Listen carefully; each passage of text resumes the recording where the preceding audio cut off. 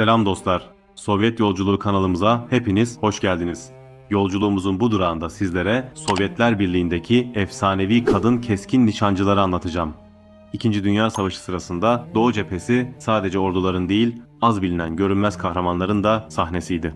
Faşist orduların ilerleyişine karşı Sovyet topraklarında öyle büyük bir direniş ortaya çıktı ki anlatmakla bitmez. Bu direnişin en dikkat çekici ve en beklenmedik unsurlarından biri de kadın keskin nişancılardı. Savaşın en zorlu anlarında kadınlar cepheye sadece destek gücü olarak değil, doğrudan savaşın belirleyici unsurları olarak dahil oldu. Ve bu savaşın kaderini etkileyen sonuçlara yol açtı. Çünkü o kadınlar sabırlıydı, disiplinliydi ve müthiş derecede isabetliydi. Nazi askerleri onları tarif edemiyordu. Gördüklerini sanıyorlardı ama emin olamıyorlardı. Bu yüzden onlara bir isim taktılar, hayaletler. Bu videoda Hayalet lakaplı efsanevi Sovyet kadın keskin nişancılarının hikayesini anlatacağız. Nasıl eğitildiler, nasıl savaştılar ve nasıl tarihe geçtiler? Hazırsanız sizi savaşın en sessiz ama en etkili cephesine götüreceğiz. Nazilerin Sovyet topraklarına saldırısıyla başlayan büyük yurtseverlik mücadelesi sadece tankların, uçakların ya da generallerin savaşı değildi. Bu savaş halkın savaşıydı. Sovyetler Birliği Barbarossa harekatı başladığında yıldırım taktiğiyle saldıran faşist orduların vahşeti üzerine başta geri cephelere çekilmek zorunda kalmıştı. Ancak bu geri çekiliş aynı zamanda tarihin en büyük direnişlerinden birini doğurdu. Bu direnişin en beklenmedik yüzlerinden biri ise kadın keskin nişancılar oldu.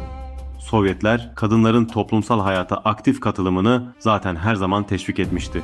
Savaş başladığında da bu anlayış cepheye taşındı. Kadınlar sadece fabrikalarda değil, doğrudan cephelerde de yer aldı. Ve bazıları ölümcül bir rolle yurtlarını savundular. Keskin nişancı olarak. Sessiz, görünmez ve sabırlıydılar. Nazi askerleri onlara görünmeyen ölüm adını takmışlardı. Sovyetler Birliği yurt savunmasını asla tesadüflere bırakmadı. Daha savaşın başlarında özel keskin nişancı okulları kuruldu. Bu okullarda kadınlar sistemli bir şekilde eğitildi. En bilinenleri Moskova'daki Merkez Kadın Keskin Nişancı Eğitim Okulu'ydu. Bu okulda eğitim alan kadınlar sadece silah kullanmayı öğrenmiyordu. Onlara kamuflaj, gizlenme, saatlerce hareketsiz kalabilme, hedef analizi, psikolojik dayanıklılık, sabır ve disiplin gibi çok sayıda askeri taktik öğretiliyordu. Bir keskin nişancı için en önemli şey ateş etmek değil, beklemektir. Doğru zamanı saatlerce, hatta bazen günlerce beklemek. Bu eğitimlerden geçen kadınlar cephede küçük birlikler halinde görevlendirildiler. Ve çok geçmeden Sovyet topraklarında ilerleyen Nazi birlikleri arasında onların korkusu hızlıca yayılmaya başladı. Şu tarafta biri var, ormanda biri var ama kimse onları göremiyordu. Bu savunmanın içinden birçok efsane çıktı. Henüz çok genç yaşta cepheye giden ama kısa sürede olağanüstü bir keskin nişancıya dönüşen Lyudmila Pavlichenko tam 309 Nazi askerini öldürmüştür. Ve bu sayı onu tarihin en başarılı kadın keskin nişancılarından biri yapmıştır. Bu sadece bir sayı değil, yüzlerce karşılaşma, yüzlerce bekleyiş ve yüzlerce ölüm kalım süreci demekti. Pavlichenko'nun en dikkat çekici yönlerinden biri sadece teknik becerisi değildi. Onun asıl gücü zihinsel dayanıklılığıydı. Yani saatlerce hareketsiz kalabilmesi, düşman keskin nişancılarıyla günler süren düellolara girebilmesi. Bu sıradan bir askerin yapabileceği bir şey değildir. Birçok Nazi keskin nişancısı özellikle onu hedef aldı. Ama o her seferinde daha sabırlı olan taraf oldu ve hep doğru bekleyerek ölümden kurtuldu. Naziler onu yakından tanıyordu. "Seni yakalarsak seni 309 parçaya ayırıp rüzgara savuracağız" şeklinde radyo mesajları yayınlanıyordu. Bu tehditleri bizzat duyan Pavlichenko, düşmanın rekorunu doğru bildiğini duymaktan gururlu olduğunu söylemiştir. Bir diğer önemli isim de Roza Shanina'dır. Roza çok gençti ama savaş onu kısa sürede değiştirmişti. En dikkat çekici özelliği saldırgan bir keskin nişancı olmasıydı. Yani sadece savunmada değil, aktif operasyonlarda da yer alıyordu. Özellikle çifte atış tekniğinde ustalaşmıştı. Bu teknikle ard arda iki hedefi çok kısa sürede etkisiz hale getirebiliyordu. Roza'nın günlükleri bugün hala okunuyor. Bu günlüklerde sadece savaş yoktur, korku, özlem gibi insani öğeler de vardır. İnsan kalmaya çalışan bir askerin iç dünyasını barındıran bu günlükler, savaşın iç yüzünü anlamamız açısından son derece değerlidir.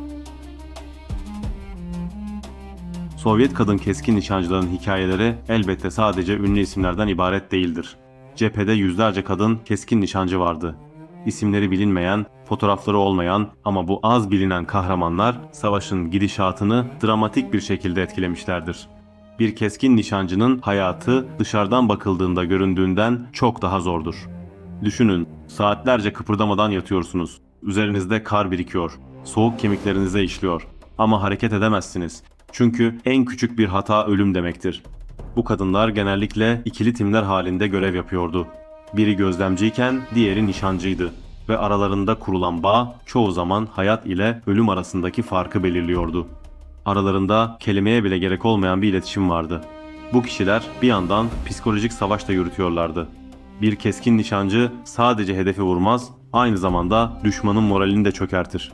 Naziler görünmeyen bir düşmana karşı savaşmanın yarattığı korkuyla hareket etmek zorunda kalıyordu. Bu da Sovyet birliklerine büyük avantaj sağlıyordu. Sovyet keskin nişancılar belirli bölgelerde efsane haline gelmiştir. Naziler belirli bir bölgede kayıplar artınca şunu düşünüyordu: burada biri var. Ama kim olduklarını bilmiyorlardı. Ne yüzlerini görmüşlerdi ne de seslerini duymuşlardı. Sadece sonuçları görüyorlardı. Bu da savaşın psikolojik boyutunu büyük oranda değiştirdi. Keskin nişancılar artık sadece Nazileri öldürmüyordu, düşmanın hareket kabiliyetini sınırlıyordu, onları korkuya zorluyordu ve sürekli bir baskı altında tutuyordu. Sovyetler bu etkiyi çok iyi değerlendirdi. Başarılı keskin nişancılar sadece savaşmakla kalmadı. Görevlerinden dönen bu kadın kahramanlar yeni keskin nişancılar eğitmeye başladı. Yani bu kadınlar aynı zamanda birer öğretmendi, bilgilerini aktardılar, deneyimlerini paylaştılar. Ve böylece Sovyet kadın keskin nişancılarının gücü katlanarak büyüdü. Kadın keskin nişancılar sadece bireysel kahramanlık örnekleri değil, aynı zamanda sistemli, örgütlü ve etkili bir askeri gücün parçasıydı. Savaş sona erdiğinde Sovyetler Birliği büyük bir zafer kazanmıştı. Bizlere öğretilen genel savaş öğretilerinin aksine bu zaferin arkasında sadece generaller yoktur. Milyonlarca işçi, köylü ve kadınlar vardır. Kadın keskin nişancılar faşizme karşı zaferin sembollerinden biri haline gelmiştir. Onlar kadınların bize anlatıldığı gibi sadece savaşın mağduru değil, savaşın çehresini değiştiren aktif bir öznesi olduğunu tüm dünyaya ispat etmişlerdir. Sovyetlerden sonra kadınların toplumsal ve askeri alandaki rolü yeniden tanımlanmıştır. Bugün bile askeri tarihçiler Sovyet keskin nişancı doktrini incelerken bu kadınların katkılarını özel olarak ele almaktadır. Evet dostlar, Sovyetlerin hayalet kadın keskin nişancılarını sizlere anlattık. Onlar pek ortada görünmezdi ama etkileri büyüktü. Görevleri gereği sessizdiler ama tarih onların sesini duydu. Ve bugün onların hikayesi bizlere savaşın sadece silahlarla değil, irade, disiplin ve inançla kazanılacağını bir kez daha hatırlatmaktadır. Umarım Sovyet kadın keskin nişancılarını anlattığımız bu içeriğimizi beğenmişsinizdir. Beğendiyseniz beğen tuşuna basmayı ve Sovyet Yolculuğu kanalımıza abone olmayı unutmayın. Sovyet tarihine dair pek çok konuyu sizlere anlatmaya devam edeceğiz. Bizleri takipte kalın. Diğer videolarda tekrar buluşmak üzere. Şimdilik hoşça kalın, dayanışmayla kalın.